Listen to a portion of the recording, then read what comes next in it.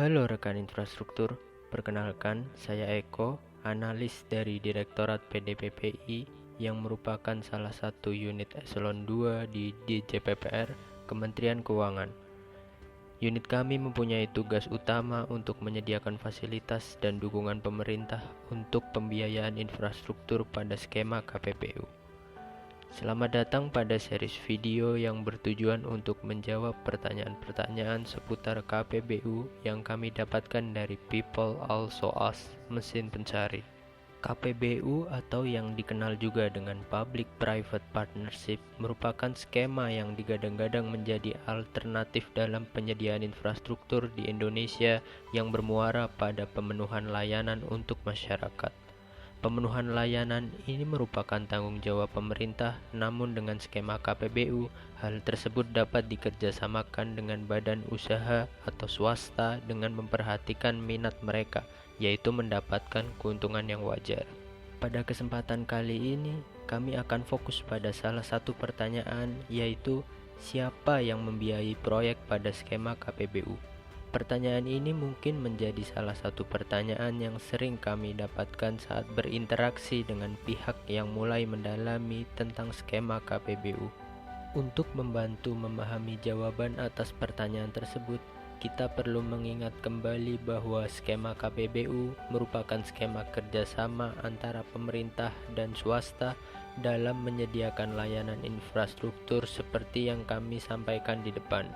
Yang perlu digarisbawahi dari kalimat sebelumnya adalah kerjasama atau partnership. Pada umumnya, kerjasama tersebut mencakup aspek desain, build, finance, operate, hingga maintenance selama jangka waktu tertentu. Jadi, fokus bahasan kita kali ini berkaitan dengan salah satu aspek cakupan tersebut, yaitu financing atau pembiayaan. Dalam skema KPBU, pihak swasta akan membiayai sebagian besar biaya proyek yang mencakup biaya konstruksi dan biaya operasi. Kenapa disebutkan sebagian besar? Karena pemerintah juga tetap mempunyai kewenangan dalam memberikan dukungan dalam bentuk apapun untuk turut membantu pembiayaan proyek, meskipun porsi yang lebih besar tetap berada pada lingkup pihak swasta. Lantas, bagaimana pihak swasta membiayai proyek KPBU? Hal yang umum dilakukan adalah dengan menggunakan instrumen utang dan ekuitas dengan proporsi tertentu. Untuk dapat menentukan proporsi yang tepat, pihak swasta perlu menentukan nilai biaya modal yang tepat. Salah satu metode yang dapat digunakan adalah WACC, yang dapat menentukan biaya modal yang optimal dari beberapa kombinasi sumber pembiayaan. Perlu diketahui bahwa utang dan ekuitas ini diadakan oleh entitas yang khusus didirikan untuk menjalankan proyek terkait, atau dalam konteks KPBU biasa disebut sebagai badan usaha pelaksana. Jadi, lenders ataupun sponsor tidak secara langsung membiayai proyek KPBU.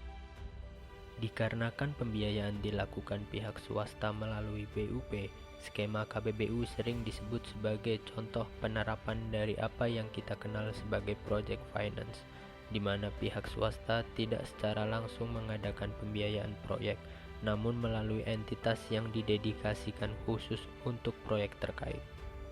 Dengan penjelasan ini, apakah berarti skema KPBU merupakan skema yang gratis?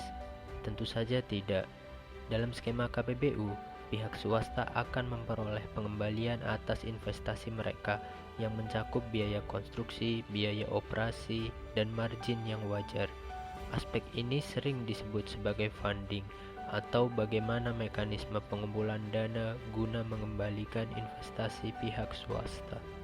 Di Indonesia misalnya, terdapat dua mekanisme pengembalian investasi yang umum digunakan, yaitu skema pembayaran ketersediaan layanan atau biasa disebut skema AP dan skema pembayaran oleh pengguna layanan atau yang biasa disebut dengan skema tarif. Pada skema AP, pengembalian investasi pihak swasta akan diperoleh melalui pembayaran berkala oleh pemerintah, sedangkan pada skema tarif, pembayaran tersebut berasal dari tarif yang dikenakan pada pengguna layanan. Untuk dapat lebih memahami pembiayaan dalam skema KPBU, mari kita lihat contoh proyek berikut. Pertama, yaitu proyek SPAM Semarang Barat. Pada proyek ini, konsorsium PT Aetra Air Jakarta dan PT Medco Gas Indonesia keluar sebagai pemenang lelang dan membentuk BUP dengan nama PT Air Semarang Barat atau ASB. Selain dari sisi ekuitas, proyek ini juga mendapatkan pinjaman dari BCA guna membiayai kebutuhan investasinya. Sedangkan untuk pengembalian investasi pihak swasta, proyek ini menggunakan mekanisme tarif. Contoh lainnya adalah proyek Palaparing Paket Barat, di mana konsorsium Mora Telematika dan Ketrosden Trias Mitra selaku pemenang lelang membentuk BUP dengan nama PT Palaparing Barat atau disingkat PT PRB. Pada proyek ini, Bank Mandiri juga turut serta membantu pembiayaan dengan bertindak sebagai lenders.